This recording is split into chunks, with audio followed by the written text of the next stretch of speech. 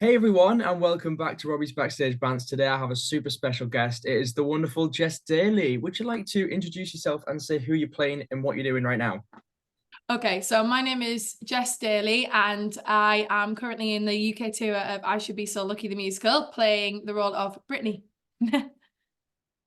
Hey! Hey, I went last night. Very good. Now, I Should Be So Lucky is like brand new, which is Yeah. really cool. So not many people know about it. Can you tell us a bit about your character? My character is a little bit of a loose cannon.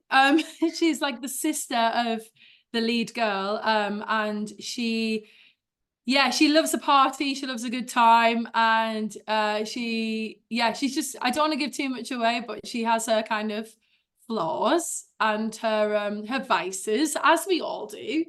Um, so yeah, I mean, it's hard relate in a lot of ways. It's basically I'm playing a very, very heightened version of myself, but I haven't got half of the issues that she has, so we're good. Do you know, I'm glad you don't, to be honest, Jess. I'm Yeah. really glad you don't. But brilliant character, isn't it? So good. Yeah, so Looks much like, fun. yeah, she looks like a lot of fun to just Yeah. be. So, what can people expect from I Should Be So Lucky? Because a lot of people, when I've mentioned I Should Be So Lucky, go, "Oh, a Kylie musical." Yeah, so it's the music of Stock Aitken and Waterman, the Hit Factory, essentially, which is Mike Stock, Matt Aitken, and Pete Waterman back in the day. So it's a lot of Kylie songs, yeah, because she was kind of their protege in a way. So a lot of her music is produced by Stock Aitken and Waterman. And alongside that is like songs from like by Rick Astley and Bananarama, Hazel Dean, Sunita, Sonia, like all of those kind of classic 80s tunes, feel good tunes, like Never Gonna Give You Up, and Especially for You, and Better the Devil You Know, all of those lots. So it's a really incredible catalogue of songs, and I think the songs are the star of the show in that way. But yeah, just lots of fun tunes, absolute bangers. Yeah. What I loved was how smoothly they just transitioned in. I thought that was really clever. The songs Yeah. were just brilliantly placed. I mean, Hazel Dean was in last night. Did you know that? I heard, I'm good at it in meter, but I I heard was for some stood there and I was like, yeah, I saw like a comment that she'd put on the I Should Be So Lucky page and stuff like that, which is crazy. But our wardrobe team actually call themselves the Hazeldean fan club, like they're obsessed with Hazeldean. So "Oh, they didn't get to meet her. They were like, "Where is she?" what?" I thought that it brought her backstage, and I know. I wish they had. That'd have been fun. But uh, no, her unfortunately, we song didn't see her. is a really great moment in the show. Actually, I really enjoyed that. Yeah, one of the bangers. It's one of many bangers, Yeah. and just everything's a banger in it. This is the problem. I think with a lot of jukebox musicals, you've got songs that work really well, and then songs that are just there. Whereas, like, Yeah. I think everything in this is perfect. I suppose with the Hit Factory, you've got so many choices, and the ones Yeah. that Oh it's just gosh. it's gorgeous. You've done a couple of tours now. So how are you finding tour life on this tour? Do you know what? I'm for the first time struggling a little bit. I won't lie to you. I'm gonna be completely honest. And I don't know whether that's because everything is just so much more expensive nowadays. Yeah, um, and a bit more stressful. I don't know. I don't know whether it's I'm a little bit older now, whereas when you're younger, it's kind of really exciting and you're like, oh, I'm gonna see all of these different places, see all of these different theaters. And I don't know whether I've got to the age now where the novelty of that has worn off a bit. Um, but I've just found it so much harder than usual for some reason. And I'd be lying if I said, "Oh, yeah, it's great fun and stuff." It please. it is great fun. And our cast are wonderful. We make it a thing to try and organise lots of fun things to do on tour while we're away. But when we're away for such a long time as well, it can get quite difficult when you've not been home for a while and you're not in your space for a while and you're not around your people for a while. So there's kind of like pros and cons to touring, I think. And I think it depends on what part of life you're at and whether you're down for it. But I've been pleasantly surprised. I'm a bit, oh yeah, I could do with being in one place for a little bit now. Yeah. Yeah. Yeah, I suppose, yeah. And when you did go home, you didn't go home because you went to Avita.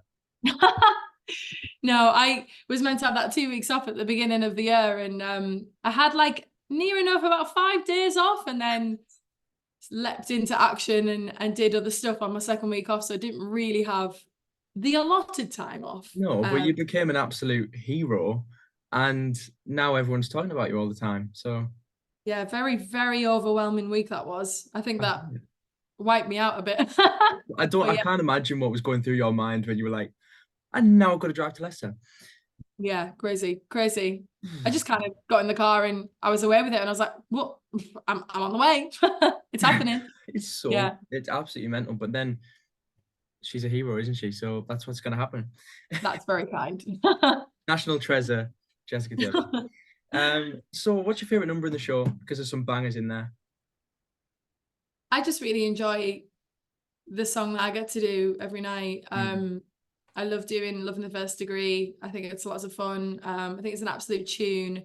And when you hear people in the audience singing along, I know that that can be quite problematic for certain shows, and people are encouraged not to do so. But ordinarily, I'd be really put off by it. But it actually kind of spurs me on a little bit. And Yeah, I confess, like, it's yeah, it's quite something when you can hear people like singing along to you. It's like, well, got everyone going. yeah, Yeah. So it is quite fun. Unfortunately, I can have fun with it and change stuff up, and yeah, it is. There's a lot of freedom within that characteristically that I get to explore. So yeah, I think that number at the beginning of Act Two as well. It's like you kind of set precedent. There's a bit of a responsibility there to set precedent for the rest of the act and to kind of set it up properly and get everyone on side again after the interval. And I love that. I really love that. I love that challenge. So yeah. It's very vocally different to things you've done before as well. Like, oh, where did I last see you as the Wicked Witch of the West in Wizard of Oz? And look where you are now. Crazy. I know, very, very, very different. And that's what like actually like I love most about what I get to do as a career. Like I get to work on different things and flex different parts of my voice and style. And I love style is like a big thing for me. Like I love kind of exploring different styles. And if there's a style that I haven't really given a go, then I'm more inclined to jump in. And I'd done pop rock shows before. I did Mamma Mia and Yeah, Officer and a Gentleman, and they are similar in a lot of ways, but very, very different in a lot of ways. And this is kind of another genre within that pop rock genre that I've got to tick off the list. And I think to people who aren't regular theatre goers but love music and love that era in particular, yeah, you kind of win a few brownie points when you say, "Oh yeah, I've been doing a Stock Aitken and Waterman show." They're like, "Oh yeah, yeah, decent." Like they've got such a big fan base, so yeah, it's really cool to be able to be like, "Yeah, I did that as well. That's another string to my bow."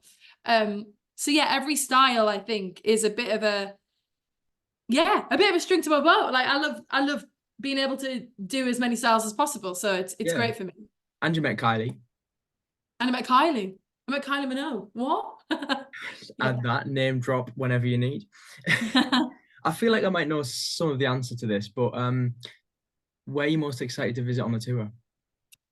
Well, I'm coming home, I don't know, but not like home home. It's like Sort of Sunderland. home. Are you gonna So stay at like home? yeah, like big theatre home for Yeah, me. Because that's we like when we're from the northeast, we go to Sunderland to see all the big shows, don't that's we? Or awesome. Newcastle, but Sunderland's closer.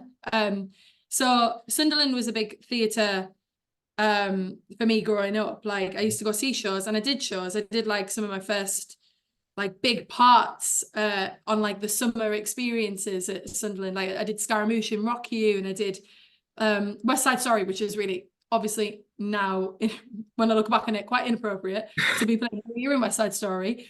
But as a kid, like incredible, such incredible experiences. And I think like I toured there with White Christmas for the Mhm. first time since I'd made my professional debut in Panto there when I was 18.